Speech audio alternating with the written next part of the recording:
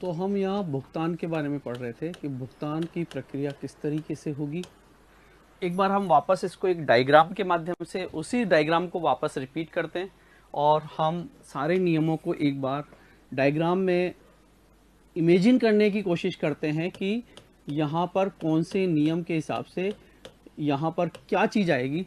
तो डायग्राम को ये है कि अगर आप GFNDR पढ़ें, डायग्राम को अपने दिमाग में इमेजिन रखें, तो आपको ये रहेगा कि कौन से नियम में क्या चीज़ इंपॉर्टेंट है। और बहुत इंपॉर्टेंट टॉपिक जो भी है वो आप उस डायग्राम में उस रूल के आगे लिख लें, जिससे आपको एक सीक्वेंस पता रहेगा। और पढ़ने की कोशिश भी ऐसे करें कि एक सीक्वेंसिंग में हम आगे बढ़ते जाएं।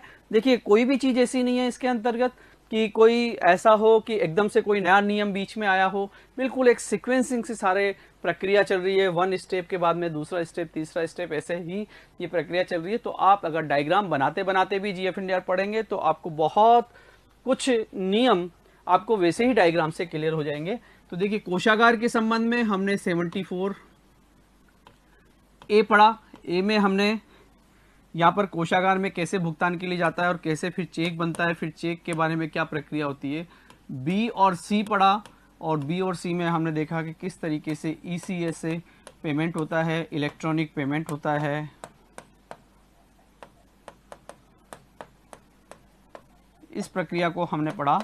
तो इसमें भी हमने यहाँ देखा कि चेक किस किस के नाम से आता है।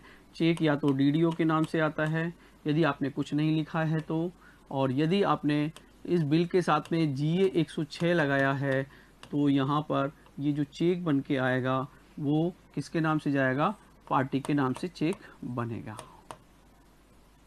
आजकल ऑनलाइन व्यवस्था में हमें सारा डेटा यहाँ पर मास्टर डेटा क्रिएट करके फिर भेजना होता है, जिससे सीधे ही कोषागार द्वारा सीधे पार्टी के अकाउंट में इलेक्ट्रॉनिक पेमेंट के माध्यम से पैसा चला जाता है। तो ये 74A, B, C ये तीन नियम हम लोगों ने यहाँ पर इसके अंतर्गत पढ़ा था।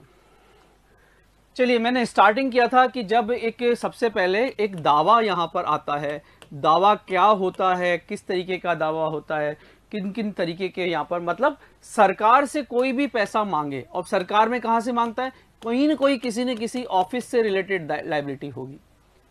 तो यहाँ पर दावा के लिए वो जब वो मांगता है तो या तो उसको इम्प्रेस में से नगद पैसे दे देते हैं या फिर उसको कोषागार में बिल भिजवाते हैं। इम्प्रेस में से नगद पैसे दे दिए तो बात समझ में आ गई, ठीक है, लेकिन उसका भी फिर बिल बन करके कोषागार में जाता है। चलिए, हम बिल तैयार करते हैं और हमने यहाँ पर एक बिल बना लिया। तो यहां प्रश्न ये आता है कि जो दावा आया था, फर्म ने जो दिया था वो बिल ही तो दिया था। नहीं, बिल उसको नहीं कहते हैं। बिल यहां पर ये एक रूल नंबर 75 में है। यहां पर बिल क्या है, एक सरकारी प्रपत्र है और जिसमें सरकार को क्या प्रस्तुत होता है, दावा प्रस्तुत होता है। बिल मतलब एक गवर्नमेंट का फॉर्मेट जो कैसे होता है, वो नेचर के अनुसार, जैसे मान लीजिए सैलरी का है तो सैलरी का बिल का फॉर्मेट, सैलरी के अंदर जो जो इनपुट्स आते हैं उसको देख करके बनाया हुआ है। मान लीजिए ऑफिस में कंटिजेंसी का है तो कंटिजेंसी का अलग फॉर्मेट है। मान लीजिए किसी का टीए बिल है तो टीए बिल का अलग फॉर्मेट है। मान लीजिए किसी का मेडिकल बिल है तो मेडिकल बिल का अलग फॉर्मेट है। ऐसे मतलब जो भी दावे की प्रकृति होगी उसके अनुसार एक बिल यहां पर तैयार होगा। बिल क्या है, ये फर्म का बिल नहीं है, फर्म का इनवॉइस नहीं है, ये एक सरकारी प्रपत्र है जिसमें दावा सरकार को, कोषागार को प्रस्तुत किया जाता है। चलिए, हमने बिल बना दिया और बिल बना करके फिर हमने क्या किया, उस बिल को अपने सिग्नेचर के लिए हमने उसको अधिकारी के पास रखा कि भाई साहब ये बिल बना दिया है, अगर आप इस पे सिग्नेचर कर देंगे तो हम इस बिल को कोषागार को भिजवा देंगे। तो यहां पर सिग्नेचर करने के लिए कौन अधिकारी है, तो यहां हमने कहा कि प्रत्येक कार्यालय अध्यक्ष, हेड ऑफ ऑफिस, जिसको हम यहां पर DDO की हैसियत से, जो भी, चाहे वो खुद हेड ऑफ ऑफिस DDO हो, चाहे उसके नीचे का कोई DDO हो, उसके मतलब प्राधिकृत अधिकारी के उस पर हस्ताक्षर कराए जाएंगे। और कहीं कहीं हमको ये भी होता है कि वहां पर प्रति हस्ताक्षर की यदि जरूरत है, प्रति हस्ताक्षर की यदि जरूरत है तो बिल पर प्रति हस्ताक्षर भी कराए जाएंगे। बिल हेड ऑफ ऑफिस या डीडीओ सिग्नेचर कराएगा, लेकिन जहां कहीं प्रति हस्ताक्षर की आवश्यकता है तो वहां प्रति हस्ताक्षर कराए जाएंगे। फिर अब ये प्रश्न आता है कि ठीक है साहब, प्रति हस्ताक्षर हो गया, अब हमें ये बताओ कि ये डीडीओ ने जो साइन किया है, तो कोई भी व्यक्ति डीडीओ बनकर के सिग्नेचर कर दे तो कोषागार को कैसे पता होगा? बिल्कुल बात सही है कि कोषागार को कैसे पता लगेगा कि इसी डीडीओ ने हस्ताक्षर किए हैं। तो देखिए, जैसे आप बैंक में चेक लगाते हो, अपना आपका अकाउंट होता है और आपने चेक पे साइन कर दिए, आपकी जगह कोई दूसरा चेक पे साइन कर दे तो बैंक को कैसे पता लगता है? तो आप क्या कहेंगे? आप कहेंगे कि बैंक के पास तो हमारे सिग्नेचर होते हैं। सेम वही बात यहां पर होती है, जब भी कोई डीडीओ बनता है तो उसको कोषागार में अपने एक स्पेसिमेन नमूना हस्ताक्षर यहां पर भेजने पड़ते हैं। उस नमूना हस्ताक्षर से बिल पे जो हस्ताक्षर है उसका मिलान वो कर लेता है और उस मिलान के माध्यम से वो कर देता है। और आजकल तो पता है, आजकल तो सिस्टम और चेंज हो गया है। आजकल यहां पर सिग्नेचर जो होते हैं वो डिजिटल सिग्नेचर से बिल जाने लग गए हैं। आजकल बिलों पे ऑनलाइन जा रहे हैं ना, इसलिए डिजिटल सिग्नेचर से वो बिल आगे अग्रेषित होते हैं। तो यहां पर ये कोषागार के पास क्या होता है, यहां कोषागार के पास नमूना हस्ताक्षर भिजवाए जाते हैं। जो भी डीडीओ होता है उसके नमूना हस्ताक्षर यहां कोषागार में रहते हैं। नमूना हस्ताक्षर कैसे भिजवाएंगे? मतलब कोई व्यक्ति साइन करके दे दे, अपने आप को कहे मैं डीडीओ हूं, मेरे सिग्नेचर है, कोषागार रख लेगा? मान लीजिए आपने बैंक में अकाउंट खुलाया और आपने कहा कि आपका नाम जो भी है कि मैं मिस्टर एक्स हूं, मैं मिस्टर एक्स हूं, ये मेरे सिग्नेचर है, आप रख लो। तो क्या वो बैंक मान लेता है? नहीं मानता ना। वो ये कहता है कि भैया मैं आपको कैसे पहचानूं कि आप ही वो हो? तो आप क्या करो कि जो ऑलरेडी मेरे बैंक में जिसका अकाउंट है, जिसको मैं जानता हूं, जिसके सिग्नेचर मुझे पता है, आप उससे प्रमाणित करा करके दो। तो यहां पर नमूना हस्ताक्षर क्या होता है कि यहां नमूना हस्ताक्षर उस पुराने डीडीओ से या किसी अन्य डीडीओ से प्रमाणित करा करके यहां पर सबमिट होता है। फिर यहां पर 78 में क्या होता है, अगर नमूना हस्ताक्षर हो गया पुराने डीडीओ से करा करके, फिर 78 में ये आ गया कि ठीक है, ये आवाज समझ में आ गई, लेकिन ऑफिस ही नया खुला है तो क्या करें? नए ऑफिस के लिए, नए कार्यालय के लिए नमूना हस्ताक्षर।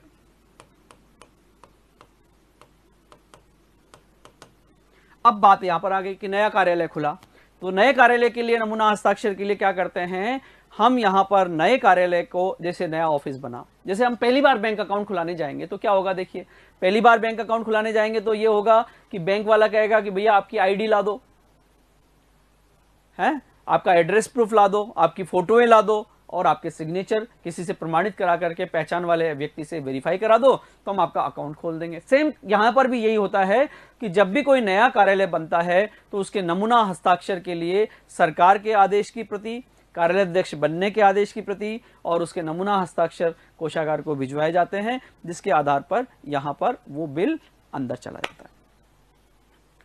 तो देखिए, हमने 75 पढ़ लिया, बिल बन गया, बिल पे सिग्नेचर हो गए। सिग्नेचर की हमने 3 नियमों में अलग अलग व्यवस्था बता दी।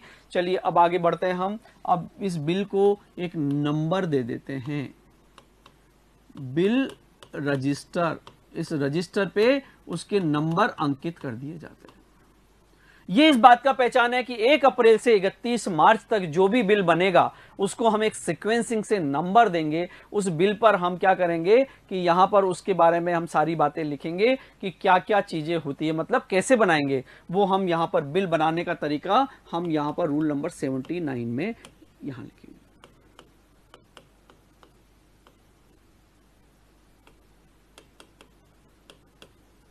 बिल कैसे तैयार करते हैं, क्या क्या चीजें उसमें ध्यान रखनी चाहिए और कौन कौन सा प्रपत्र यहां पर काम में लेगा, ये सारी चीजें हम यहां पर रूल नंबर 79 में पढ़ते हैं कि किस तरीके से बिल तैयार होता है, बिल बनाने का तरीका। बिल नंबर डल गया, बिल बना दिया, बिल बनाने में क्या क्या सावधानी रखें, कैसे लिखें, कैसे अंकों में, शब्दों में राशि लिखें, कैसे कितने उसका बजट के हिसाब से बिल बनेगा, है। तो यहां पर डिडक्शन होता है तो डिडक्शन की किस तरीके से उसके साथ में अलग से डिडक्शन की पर्चियां या डिडक्शन के फॉर्मेट लगाए जाते हैं, सारी प्रक्रिया हम रूल नंबर 79 में पढ़ेंगे कि जो बिल तैयार करना और उसके प्रपत्र। चलिए बिल नंबर हो गया, उस पर सिग्नेचर हो गए, बिल तैयार हो गया, बनाने का तरीका हमने सीख लिया। अब बिल को कहाँ भेजें? कोषागार में भेजें। अब कोषागार में कौन सा बिल गया है, कौन सा नहीं गया है, कितने बिल पास हो गए, कितने नहीं हुए, तो उसकी याददाश्त के लिए हम क्या करते हैं, इस बिल को एक रजिस्टर में चढ़ाते हैं और उस रजिस्टर का नाम है बिल ट्रांजिट रजिस्टर।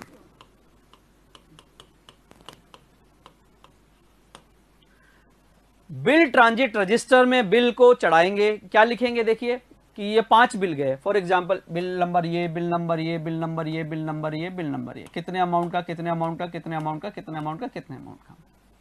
अंदर गया, या तो चेक आ गया या फिर आपने क्या किया, उसको ईसीएस कर दिया। जैसे ही आपके पास इंफॉर्मेशन आए आप इसमें काट दो। अब ये पेंडिंग नहीं है, पेंडिंग नहीं है, पेंडिंग नहीं है। ऑब्जेक्शन में आ गया तो एक बार काट दो, वापस यहां जाएगा, यहां से वापस तैयार होकर के फिर ये ऑब्जेक्शन रिमूव होगा, फिर चला जाएगा, अगले दिन फिर इसकी एंट्री कर देंगे। मतलब ये इस बात का मॉनिटरिंग रजिस्टर है कि कितने बिल इस समय ट्रेजरी में रखे हुए हैं। तो देखिए हमने भेजा तो इसमें चढ़ा करके भेजा।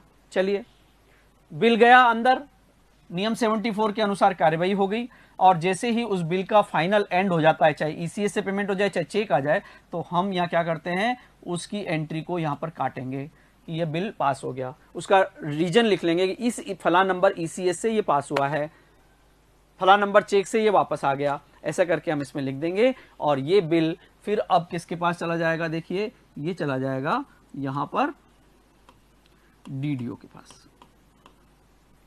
बिल अब डीडीओ के पास है, मतलब चेक है या तो, या इंफॉर्मेशन है, तो अब यहां पर डीडीओ क्या करेगा, अब चेक देखिए, अब चेक के रूप में आया, यहां पर चेक के रूप में जब आया है, देखिए देखिए ये है रूल नंबर 83 में आएगा ये वाला, ठीक है, बिल बनाने का तरीका। और ये जो है बिल रजिस्टर और ये आगे के जो रजिस्टर है ये 84 में आएंगे। लेकिन उससे पहले देखिए अब डीडीओ ने क्या किया, जो चेक पास होकर के आया, दो तरीके से आ सकता है, चेक और या फिर ईसीएस। या तो ईसीएस की इंफॉर्मेशन आई है या चेक आया है। और चेक में भी हम देखेंगे कि चेक दो तरीके से आ सकता है, चेक या तो पार्टी के नाम से आया है या डीडीओ के नाम से आया है। चेक भी दो तरीके से आ सकता है, या तो पार्टी का, अगर जी 106 लगाया है तो पार्टी के नाम से आया है, यदि मैंने कुछ नहीं लगाया तो चेक डीडीओ के नाम से आया है। चलिए अब क्या करेंगे, पार्टी के नाम से चेक आया है तो हम अब इन दोनों प्रकार के चेकों को एक रजिस्टर में एंट्री कर लेंगे। इसको बोलते हैं बिल एनकेशमेंट रजिस्टर। इसका मतलब यह है कि इस चेक का हमने जो है एनकेश करने के लिए तैयारी कर ली है, अर्थात अब हम इस चेक को बैंक को भेजेंगे। अब बैंक को कैसे भेजें, देखिए समझ में आया। चेक यहां पर दो तरीके से आ सकता है, या तो पार्टी के नाम से आ सकता है या फिर डीडीओ के नाम से आ सकता है। अब हमने चेक के बारे में यहां पर एंट्री कर ली, एंट्री करके कि इससे मतलब यह है कि ये पैसा हम सरकार से उठाने के लिए, उस बिल के पेटे ये पैसा हम उठाने जा रहे हैं। अगर ईसीएस से है तो ईसीएस की एंट्री कर दी, अगर एक लिख करके ईसीएस का रिमार्क डाल दिया, बाकी इसमें पेमेंट उठाने का सवाल ही नहीं, इसका मतलब तो पेमेंट हो चुका ईसीएस है। तो ये तीनों चीजों में हम बिल एनकेशमेंट रजिस्टर में, ये एक हमारी वो याददाश्ती का रजिस्टर है। इस बिल एनकेशमेंट रजिस्टर में एक भी एंट्री अगर मिसिंग होती है, जिसका सरकारी खजाने में से पैसा निकला है या निकालने जा रहे हो, तो उसको बिल एनकेशमेंट रजिस्टर में लिखना जरूरी है। यह इस बात का सूचक है कि यहां पर सरकारी खजाने से इस बिल के पेटे आपने पैसा निकाल लिया है। अगर आपने बिल एनकेशमेंट रजिस्टर में कोई एंट्री नहीं की और बैंक से सीधा पैसा निकाल लिया, तो इसका मतलब आप फर्दर कैश बुक वगैरह में उसकी एंट्री नहीं करेंगे, और ये स्किप होने का मतलब ये गबन कहलाएगा। क्योंकि कैश बुक में रिसीट साइड में सरकार की तरफ से जो भी पैसा आता है वो हम कैश बुक का रिसीट साइड और एनकेशमेंट रजिस्टर के अंदर की एंट्री, एक एक एंट्री को हम मैच करते हैं, वो इस बात का सूचक है कि यह पैसा हमने सरकार के खजाने में से निकाला है। अब क्या हुआ देखिए, चेक दो तरीके से आया, या तो पार्टी के नाम से आया या डीडीओ के नाम से आया।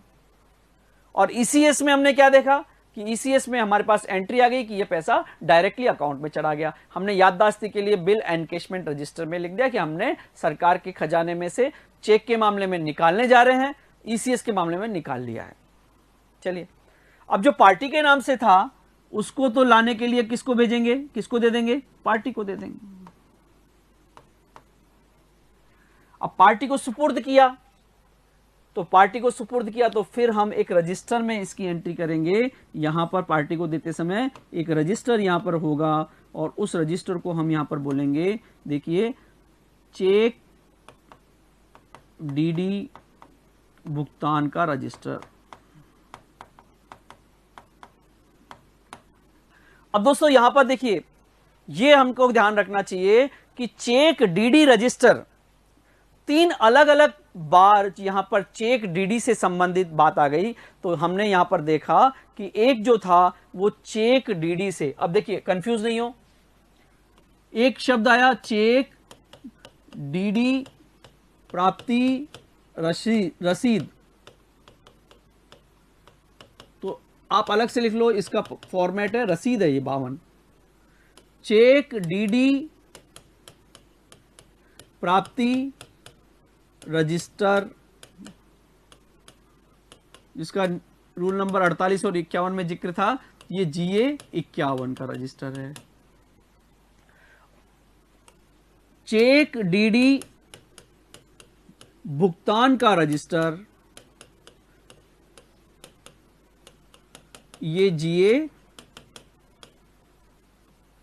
103 का रजिस्टर है।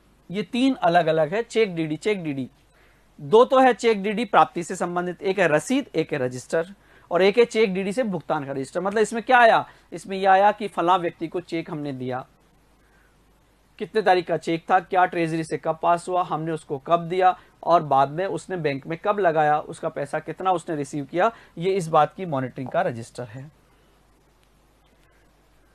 तो यहां तो हमने किसको दे दिया, पार्टी को दे दिया। और जो चेक डीडीओ के नाम से आया था, उस चेक को हमने क्या किया, यहां पर हमने ऑफिस के, मतलब क्या डीडीओ खुद लेने जाएगा, तो हमने कहा कि नहीं, वो किसी भी मैसेंजर के थ्रू पैसे मंगवा सकता है, वो किसी को भी ऑथराइज कर सकता है, संदेश वाहक के माध्यम से भुगतान प्राप्त कर सकता है। जनरली ऑफिस में संदेश वाहक कौन होता है, देखिए, संदेश वाहक यहां पर होता है, ये संदेश वाहक होता है कैशियर।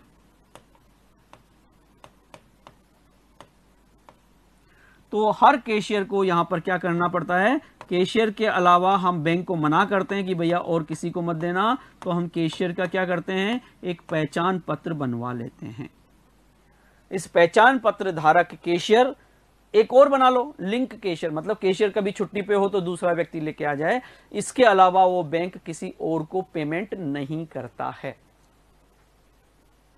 तो अब हम क्या पढ़ा कि जो डीडीओ से चेक प्राप्त होता है और जो डीडीओ के नाम से होता है, उसको संदेश वाहक के माध्यम से उसको अधिकृत कर देता है। संदेश वाहक उस बिल के जो है उसको एंडोर्स कर दिया जाता है डीडीओ द्वारा कि ये संदेश वाहक को इसका भुगतान कर दिया जाए।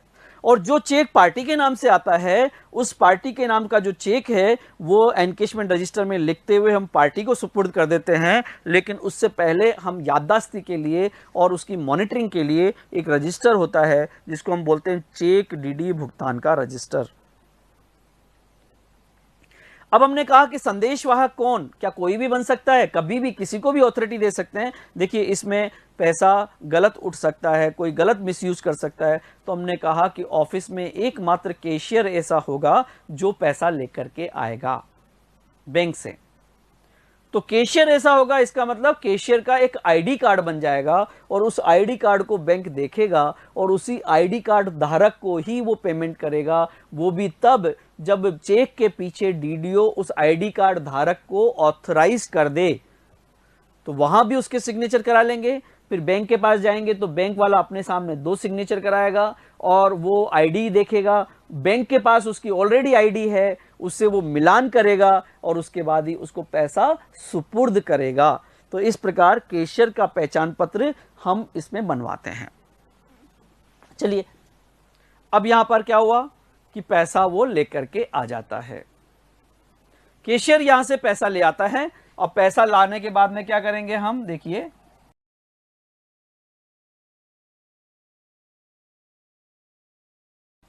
आहरण हो गई। आहरण हो गई तो हम इसको क्या करेंगे, कैश बुक में रिसीट साइड में यहां पर लिख देंगे। चलो, यहां तक जब हम यहां आते हैं तो एक बार हम कोशिश करते हैं यहां पर। तो देखिए, ये आपने क्या किया, रूल नंबर 75 लिख दिया, रूल नंबर 76 में सिग्नेचर, 77 में सिग्नेचर, नया कार्यालय तो उसके सिग्नेचर। फिर हम बिल कैसे बनता है वो भी सीखेंगे कि 79 में बिल बनाने का तरीका। फिर हमने कहा कि एक बार हम बाकी चीजों को स्किप कर रहे हैं, हम सीधा ट्रेजरी में जाकर के वापस बाहर निकल रहे हैं कि हमारे पास यहां पर ट्रेजरी से हमारे पास क्या आ गया, चेक आ गया। तो डीडीओ ने क्या किया, जो चेक है वो किसको दे रहा है, संदेश वाहक को दे रहा है। तो संदेश वाहक को देने के लिए यहां पर रूल नंबर कितना आ गया, यहां पर रूल नंबर 80, मतलब संदेश वाहक के माध्यम से भुगतान। और यदि पार्टी को दिया है तो ये वाला भी रूल नंबर 80 में पार्टी को यहां पर दे दिया, ये भी संदेश वाहक के माध्यम से भुगतान के अंतर्गत आ जाएगा। संदेश वाहक कौन होता है ऑफिस में, यहां ऑफिस में होता है कैशियर, तो उसका क्या बनता है, पहचान पत्र बनता है। जब कैश बुक में हमने लिख दिया तो अब हम क्या करेंगे, बिल पे वापस यहां पर आते हैं कि एक प्रश्न और आता है कि कोई राशि पैसों में है तो उसका क्या किया जाए। उसका पैसों में है तो उसको पैसों में इंगित करने के लिए हमें क्या ध्यान रखना चाहिए, तो हम यहां पर बिल बनाते समय एक चीज और ध्यान रखेंगे कि बिल को निकटतम पैसों में लिखना।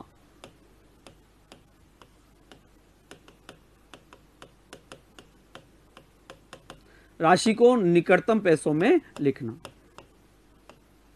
मतलब 50 पैसे है तो उसको अगले रुपए में लिखेंगे और 50 पैसे से कम है तो उसको पीछे का रुपया लिखेंगे। अर्थात कोई भी धनराशि, चाहे वो लेने का प्रश्न हो चाहे वो देने का प्रश्न हो सरकार की तरफ से, वो पैसों में उसका ट्रांजैक्शन नहीं होगा। उसका ट्रांजैक्शन जो होगा वो निकटतम रुपए में होगा। अब पैसे को कैसे निकटतम रुपए में कन्वर्ट करेंगे, अलग अलग प्रक्रिया में कैसे करा जाता है, ये सारी चीज हम रूल नंबर 82 में यहां पर इसको इस प्रकार लिखेंगे कि जिससे ये पैसों को लिखने में निकटतम राशि में बदलने की प्रक्रिया निर्धारित हो सके। अब यहां पर देखिए, जब हमारा बिल बन गया, उसको पैसों में लिखने का तरीका देख लिया, ये सब कुछ करने के बाद में यहां पर अब हम रूल नंबर 83 की इसको बिल को हम एक रजिस्टर में एंट्री करते हैं और उसका नाम होता है बिल रजिस्टर। ये 83 यहां पर हो गया।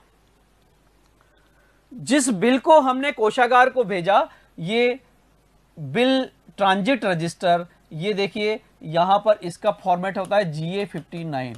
हम यहां पर इंपॉर्टेंट चीजें लिख देते हैं। चेक डीडी भुगतान का रजिस्टर होता है GA103, ठीक है। कैशियर का जो पहचान पत्र होता है वो होता है GA59B। फिर बिल ट्रांजिट रजिस्टर ये होता है GA24। इसमें चढ़ा करके हम यहां पर भेजेंगे। ये 84 की व्यवस्था यहां पर आ गई। और जब आ जाए तो एनकेशमेंट रजिस्टर में लिखेंगे, जिसको बोलते हैं GA25। ये भी रूल नंबर 84 में ही है। तो ये दोनों रजिस्टर, ये और ये दोनों रूल नंबर 84 में हैं कि किस तरीके से हम इन बिलों को यहां पर बिल रजिस्टरों में, मतलब किस प्रकार के रजिस्टर में हम यहां लिखेंगे। और इस तरीके से हम यहां बिल पेमेंट करने पर, कोषागार में जाने पर दोनों बार बिल ट्रांजिट रजिस्टर और बिल एनकेशमेंट रजिस्टर। और ट्रांजिट रजिस्टर क्यों है, ये इस बात का रजिस्टर है कि कितने बिल कोषागार में पेंडिंग है। इसलिए यहां पर यह भी लिखा गया है कि इस रजिस्टर को कभी कभी हेड ऑफ ऑफिस को देखना चाहिए, कितने दिन में 2 सप्ताह में एक बार इसकी मॉनिटरिंग डीडीओ को करनी चाहिए कि कितने बिल पेंडिंग है, इस बात की जांच करनी चाहिए। चलिए, अब कैशबुक में आ गया, पैसा किसके लिए आया था? पार्टी के लिए। तो हम पार्टी को बुला करके भुगतान करेंगे। तो जब रूल नंबर 85 में जब हम पार्टी को भुगतान करते हैं तो यहां पर पार्टी को जब हम भुगतान करेंगे तो यहां रसीद के लिए पार्टी से क्या लेंगे? रसीद। और उस पर क्या लगाएंगे? Revenue ticket. उस पर टिकट लगाएंगे। टिकट लगाने के बाद हम उसको यहां पर ये करेंगे कि किस तरीके से वहां रसीद के लिए टिकट लेकर के फिर हम उसका पेमेंट करें। ये 1 बाय 1 हम इसको पढ़ेंगे कि यहां पर किस तरीके से यहां पर होगा। अब देखिए 86 को आप एक बार डिलीट कर लीजिए। 87 में देखिए ओरिजिनल बिल खो गया और यहां पर खो गया। देखिए 86 में यहां देखिए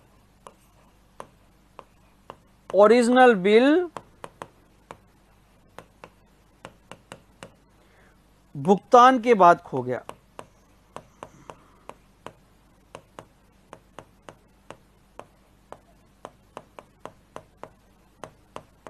ये हो गया, क्या करें? डुप्लीकेट ले लें? तो देखिए पेमेंट हो चुका है और आपने ओरिजिनल बिल खो दिया है, उसके साथ के इनवॉइस भी खो दिए हैं। अब क्या किया जाए? तो जब ओरिजिनल बिल खो जाए तो हम डुप्लीकेट नहीं बनाएंगे, बल्कि एक प्रमाण पत्र डीडीओ लिख करके रख लेगा कि फला फला फला बिल से हमने ये पैसा निकाला था। देखिए बहुत सारी जगह इसकी एंट्री है।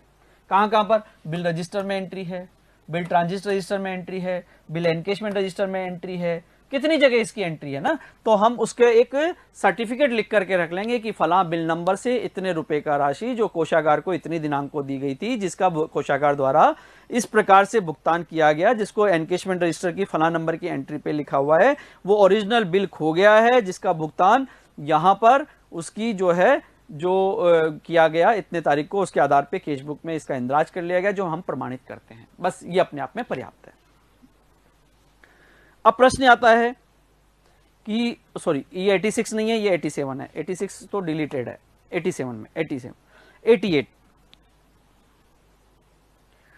अब बिल क्या हुआ? कहां खो गया? यहां पर ये दावा आया और इस स्टेज से पहले, देखिए इस स्टेज से पहले क्या हुआ कि ये बिल हो सकता है कि यहां गया हो, इसका यहां पर भी हो गया हो, वो यहां पर भी चला गया हो, वो यहां पर भी चला गया हो, लेकिन पेमेंट नहीं हुआ, ना तो चेक आया ना इलेक्ट्रॉनिक हुआ। अब कहां खोया हमें पता नहीं। क्या होगा? भुगतान से पहले बिल खो गया। रूल नंबर 88, भुगतान से पहले बिल खोना। अब डुप्लीकेट बनाए नहीं बनाए? अब बना सकते हैं, कोई दिक्कत नहीं। लेकिन अब आप देखो कहां कहां पर खो सकता है वो। इसमें भी 2 स्टेज है। ट्रेजरी में जाने से पहले खो गया और ट्रेजरी में जाने के बाद खो गया। तो देखिए बिल भुगतान से पहले और पेमेंट से पहले, और भुगतान मतलब पेमेंट से पहले खो गया है, तो हम एक तो इससे लेंगे कोषागार से नॉन पेमेंट सर्टिफिकेट। भाई हमारे पास नहीं है और इसका पेमेंट आगे भविष्य में भी नहीं करेंगे, हम मिल जाएगा तो भी नहीं करेंगे। कर दिया। अब हम क्या करेंगे? अब हम पार्टी को पकड़ेंगे और पार्टी से कहेंगे भैया डुप्लीकेट दे, और डुप्लीकेट बिल बनेगा और उस बिल पर भी क्या लिखेंगे हम? डुप्लीकेट। वहां नॉन पेमेंट करा दिया, उसके बाद डुप्लीकेट बिल बनाया, वापस प्रोसेस से भेज दिया, और इस तरीके से हम यहां पर वो डुप्लीकेट बिल यहां पर बना सकते हैं। अब देखिए 2 चीज है यहां पर। नॉन पेमेंट तो हम तब कराए ना कि जब सिग्नेचर के बाद खोया हो। अगर यह है कि सिग्नेचर से पहले खो गया तो कोई बात नहीं, आगे ट्रेजरी से पूछो ही मत, क्योंकि ट्रेजरी में गया ही नहीं वो। तो नॉन पेमेंट की भी जरूरत नहीं है, तो हम पार्टी से कहेंगे उसका डुप्लीकेट बनवा लेंगे, उसका बॉन्ड ले लेंगे और उसके बाद में डुप्लीकेट बिल बना करके फिर हम प्रोसीड कर देंगे।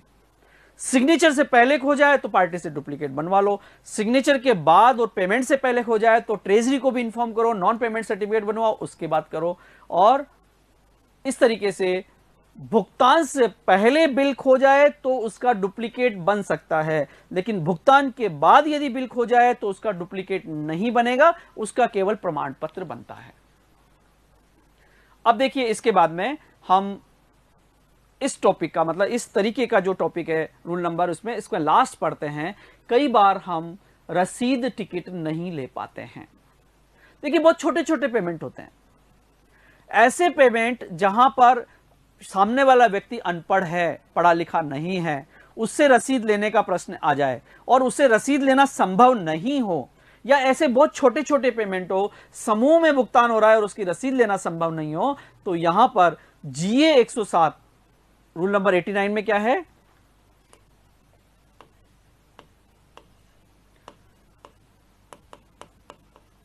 रसीद लेना संभव नहीं हो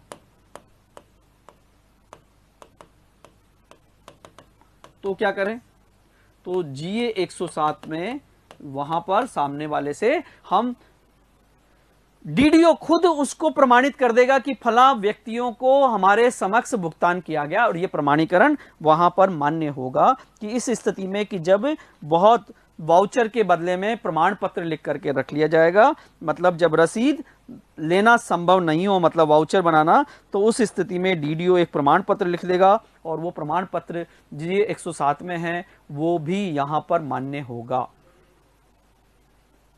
तो देखिए ये रूल नंबर 75 से यहां पर 89 तक का हम एक डायग्राम के माध्यम से ये सारी चीजें हम याद कर सकते हैं। इस डायग्राम को आपको दिमाग में बिठाना पड़ेगा। हम 3-4 बार इस डायग्राम को वापस वापस वापस रिपीट करेंगे। अगली बार जब रिपीट करेंगे तो इसको ये सूचक नहीं करेंगे, बस आप ये ध्यान रखें कि बिल, अब बिल क्या है, बिल कैसे तैयार करते हैं, पैसों को कैसे लिखते हैं, तो 75, 79, 82 इस तरीके से कर लें। बिल को फिर सिग्नेचर बना, स्टेप बाय स्टेप सिग्नेचर में 3 इसके अलग अलग तरीके हैं। बिल रजिस्टर में उसकी एंट्री होगी, बिल ट्रांजिट रजिस्टर में जाएगा, अंदर जाएगा, वापस आएगा तो उसको बिल एनकेशमेंट रजिस्टर में लिखा जाएगा। कोई भी चेक जो आता है वो खुद डीडीओ नहीं लेके आता है, यदि पार्टी के नाम से आता है तो उसको पार्टी में एक रजिस्टर में लिख करके पार्टी को दे देते हैं, और यदि वो ऑफिस के नाम से आता है तो संदेशवाहक को दे देते हैं। जो संदेशवाहक कौन होता है, कैशियर। और कैशियर भी ऐसा नहीं है, कैशियर का भी एक पहचान पत्र बैंक में है, केवल उसी को वो बैंक पेमेंट करता है। जब ये हो जाए तो फिर हम उसको क्या करेंगे, कैश बुक में लिख देंगे, सामने वाली पार्टी को बुलाएंगे, उससे रसीद लेंगे। अगर 5,000 रुपए से ज्यादा का अमाउंट एक ही मामले में पेमेंट किया गया एक ही व्यक्ति को, तो हम एट ए टाइम एक ही पेमेंट है, 5,000 से ज्यादा है तो हम उसे एक रसीद टिकट लगवाएंगे। उसका भी मैनेजमेंट है, कुछ लोगों को माफ है, उसको छोड़ करके बाकी सबसे लगेंगे। फिर प्रश्न ये आता है कि मान लीजिए ओरिजिनल बिल पेमेंट हो गया, रसीद टिकट ले लिया था और खो गया, तो क्या करें, दोबारा ले लें उससे। तो देखिए उसमें अनियमितता हो सकती है। कई बार के लोग बेवकूफ बना देते हैं, सेम अमाउंट 2 बार आ गया और उसको कहा अरे यार तेरा पुराना वाला खो गया था, तो ऐसा कर इस पे रसीद दे जा। तो आदमी कई बार रसीद दे जाता है और उसको बेवकूफ बना लेते हैं कि देख तेरी 2 बार रसीद है भैया। तो यहाँ कहा गया कि रसीद नहीं लोगे दोबारा, आप खुद ही उसको जो है, अगर खो जाए तो आप खुद एक डीडीओ जो है उसको प्रमाणीकरण कर दे और उसके आधार पे सर्टिफिकेट लगा करके लिख के रख दे, तो हम मान लेंगे। इसका मतलब डीडीओ की रेस्पॉन्सिबिलिटी होगी, वो पूरे प्रूफ पहले इकट्ठे करेगा, सामने वाली पार्टी से कंफर्म करेगा और ये देखेगा, पुराना वाला चीज मिलाएगा, ऐसा इस प्रकार का मिलान करने के बाद वो सर्टिफिकेट देता है। हाँ, अगर मान लीजिए 88 में क्या है, भुगतान से पहले बिल खो गया, तो भुगतान से पहले 2 तरीके से खोल सकता है, सिग्नेचर के बाद खो गया, सिग्नेचर से पहले खो गया।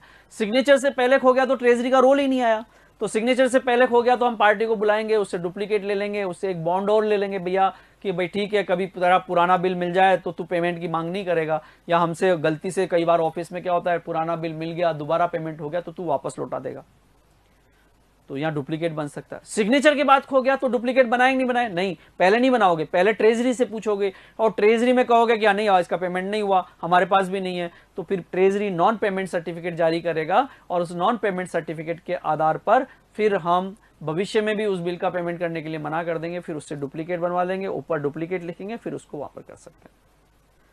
कई बार ऐसा भी होता है कि डुप्लीकेट मतलब कई बार रसीद लेना संभव नहीं होता है, तो ऐसे छोटे मामलों में डीडीओ का प्रमाण पत्र भी मान्य होता है, वो प्रमाणीकरण कर दे कि हाँ हमारे समक्ष इसको भुगतान किया गया है, तो वो उसको बोलते हैं, उसका एक फॉर्मेट है GA 107, उसमें लिख करके यदि वो प्रमाणित कर दे तो वो भी यहाँ पर मान्य होता है। इस तरीके से हमने यहाँ पर एक बिल का पूरा प्रोसेस कि किस तरीके से एक बिल की एंट्री ऑफिस में दावा प्राप्त होने से लेकर के कैसे कैसे कैसे वो जाती है। तो मैं अब इसका डायग्राम अगर एक बार वापस बनाऊं तो यहाँ पर मैं कहूँ कि यहाँ अगर इसको देखें तो ये मैं इसको रेल के रूप में बना रहा हूँ कि देखिए ये पहले बिल बना, बिल को सिग्नेचर के लिए रखा, फिर बिल रजिस्टर में चढ़ाया, फिर बिल ट्रांजिट रजिस्टर में चढ़ाया, फिर कोषागार में गया, कोषागार के आधार पर या तो पेमेंट ECS हो गया या चेक से हो गया, वापस यहाँ पर जैसे ही पेमेंट पे चेक से आए तो यहाँ एंट्री कर दो, अगर ECS से आए तो उसकी एंट्री कर दो, और इस तरीके से फिर ये DDO को दे करके DDO इसको क्या करेगा, एक रजिस्टर में चढ़ाएगा। रजिस्टर में देखेगा कि दोनों तीनों में तरीके से, चाहे पार्टी के नाम से चेक आया हो, चाहे DDO के नाम से आया, चाहे ECS आया हो, फिर वो बिल एनकेशमेंट रजिस्टर की, इसका मतलब अब या तो पार्टी का है तो पार्टी का दे दो, तो पार्टी को देने से पहले याददाश्ती के लिए चेक DD भुगतान के रजिस्टर में चढ़ा करके पार्टी को दे दो, जिसका फॉर्मेट यहाँ GA 103 है। अगर वो DDO के नाम से आया है तो संदेश वाहक के नाम एंडोर्स कर दो। संदेश वाहक जो है वो किसको बनाते हैं, हम कैशियर को, कैशियर का एक पहचान पत्र बनवा लेते हैं। जब इसका पैसा निकल वाला है तो पैसा निकल वाला है तो इसको हम कैश बुक में लिख देते हैं। कैश बुक से जब आया तो उसको रसीद ले लेते हैं पेमेंट करके। बिल कैसे बनेगा, बिल क्या होता है, बिल का बनाने का तरीका कैसे है, बिल को राशि को लिखने का तरीका कैसे है, ये हमने यहाँ पर देखा। और इसके बाद में बिल खो जाए, यहाँ बिल खो गया और यहाँ बिल खो गया, तो उस तरीके में हम किस तरीके से उसको यहाँ पर ये करेंगे सुनिश्चित। तो ये बिल खोने का तरीका और उसके आधार पे, और लास्ट में हमने अगर मान लीजिए रसीद लेना संभव नहीं हो तो यहाँ रसीद के मामले में रूल नंबर, बिल खोने के मामले में, रसीद के मामले में ये रूल नंबर 89 तक यहाँ पूरी व्यवस्था कि किस तरीके से हम स्टेप बाय स्टेप यहाँ इस चीज़ को याद कर सकते हैं।